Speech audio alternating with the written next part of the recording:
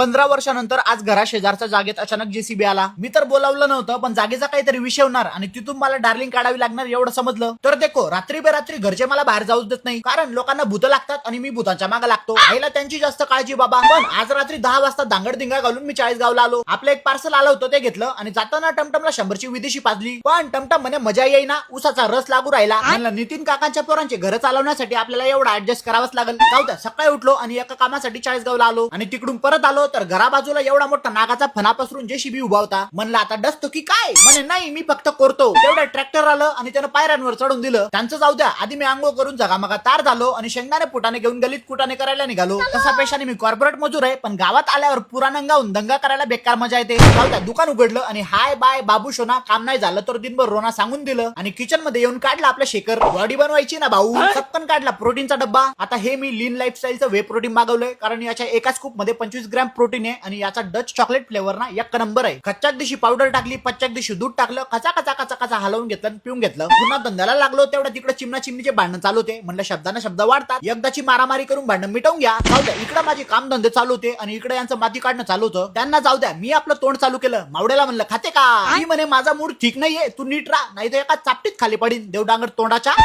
जाऊ द्या रे. करून गेलंय गाव आणि माझ्या घराला नाव. संध्याकाळी मौसम तो ऐसा झाला तर जैसे की दिल गार्डन गार्डन हो रही आहे. चला मी मौसमचा आनंद घेतो, तुम्ही आपल्या ब्लॉगचा आनंद घेऊन फॉलो करून घ्या. पुन्हा भेटू तोपर्यंत जय महाराष्ट्र.